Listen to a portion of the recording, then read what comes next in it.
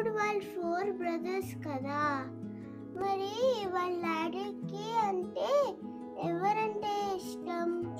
వాళ్ళ డాడీకి అంటే ఎవరంటే అంటే ఇప్పుడు బై బర్త్ ఎవరైనా గుడ్డు బ్యాడ్ ఉంటారేంటి? ఉండరు కదా. బై బర్త్ అందరూ మంచి వాళ్ళే ఉంటారు కదా. కన్ను కనిపించకపోవచ్చు, చెవులు వినిపించకపోవచ్చు, కాళ్ళు చేతులు ఏవో ఒకటి పని చేయకపోవచ్చు, కానీ బై బర్త్ అందరూ మంచి వాళ్ళే. కాబట్టి నలుగురు అంటే కూడా దశరథ మహారాజు గారికి చాలా ఇష్టం. చెప్పాలంటే దశరథ మహారాజు గారికి నలుగురు 4 చేతులు అంటోళ్ళు, అంత ఎనర్జీ అనమాట. బట్ ఎక్కడో ఒక చోట ఏదో ఒక విషయంలో ఎవరో ఒక్కరంటే ఒక మోస్తరు ఎక్కువ ఇష్టం. ఫర్ ఎగ్జాంపుల్ అక్క, నువ్వు, మీ ఇద్దరిలో అక్క విషయంలో అక్క అంటే ఒక రకంగా ఎక్కువ ఇష్టం ఉండొచ్చు. శోభిత విషయంలో, అల్లరి విషయంలో, నువ్వు చేసేటువంటి ముద్దు ముచ్చట విషయంలో నాన్నకు నువ్వు అంటే ఇంకొంచెం ఎక్కువ ఉండొచ్చు కదా. అలా దశరథ మహారాజు గారికి ఉన్నటువంటి నలుగురు కొడుకుల్లో రామయ్య తండ్రి గురించి చెప్పాలంటే అవతల వ్యక్తిని ఫస్ట్ తనే పలకరించేవాళ్ళంట. బాగున్నారా, ఎలా ఉన్నారు అని చెప్పి. So first best quality. ఇక మాట్లాడే విషయంలో ఎవరన్నా కూడా మాట్లాడేటప్పుడు ఏదైనా చిన్న కోపం తెప్పించిన విషయం చెప్పారనుకో, అరిచేవారు కాదంట, శాంతంగా ఉండేవాళ్ళంట. వాళ్ళంతా చెప్పేసి వాళ్ళ కోపం అంతా తీరిపోయిన తర్వాత అప్పుడు మెల్లగా సమాధానం చెప్పేవాళ్ళంట. అలా ఉండేది. ఇంకొక విషయం ఏంటనుకున్నావు, రెస్పెక్ట్ ఇచ్చే విషయంలో ఎవరికన్నా గౌరవం ఇవ్వాల్సి వస్తే గనక ఫస్ట్ తన దగ్గర నుంచే ఒక మాట విషయంలో కానీ ఎవరైనా వస్తారంటే కూర్చోండి అని చెప్పి వాళ్ళు కూర్చున్న తర్వాత తను కూర్చోవటం లాంటివి. కానీ చెప్పాలంటే రాముడు ఎంత పెద్ద స్ట్రాంగ్ పర్సనో మనకి తెలుసు కదా. అటు గుర్రాల్ని కానీ ఏనుగుల్ని కానీ కంట్రోల్ చేస్తారు. గొప్ప రాజనీతిజ్ఞుడు, చాలా గొప్ప నాయకుడు. ప్రజలకి ఆయన అంటే మహా ఇష్టం.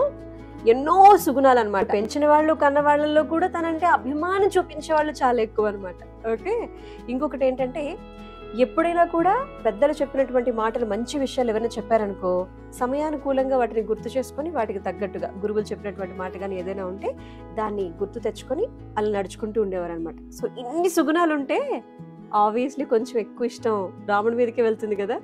అలా దశరథ మహారాజు గారికి రాముడు అంటే చాలా ఎక్కువ ఇష్టం అనమాట. అయితే మనం ఏం మాట్లాడుకున్నాం, అక్కడేమో స్వయంవరం జరిగింది కదా, అంగరంగ వైభవంగా పెళ్ళైపోయింది. తిరిగి వస్తూ ఉంటే పరశురాముల వారు కూడా కనిపించారు. ఆ తర్వాత ఏమైందో తెలుసా, ఇక్కడ మరి అయోధ్యకు చేరుకున్న తర్వాత మనం మాట్లాడుకుంటే గనక రామయ్య తండ్రి లక్ష్మణయ్య ఇద్దరు ఉన్నారు, భరత శత్రుఘ్నులు ఉండరు ఇక్కడ. ఎందుకు, యాక్చువల్లీ భరతుల వారి మేనమావ గారు ఉన్నారు కదా యుధరాజు గారు, వారేమో భరతుని వాళ్ళ ఇంటికి తీసుకుని వెళ్దాం కొద్ది రోజులుగా అని చెప్పేసి వచ్చారట.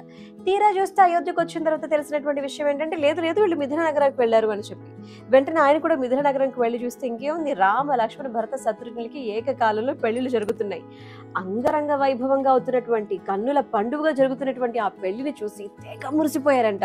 వాళ్ళతో పాటు తిరిగి వెనక్కి వచ్చిన తర్వాత చెప్పారంట దశరథుల వారికి, ఇలా భరతుని నేను మా ఇంటికి తీసుకువెళ్ళాలనుకుంటున్నాను అంటే సరే తీసుకువెళ్ళండి అని చెప్పంగానే ఆయనతో పాటు శత్రుఘ్నుని కూడా తీసుకుని వాళ్ళ మేనమావ గారు ఇంటికి వెళ్ళారంట.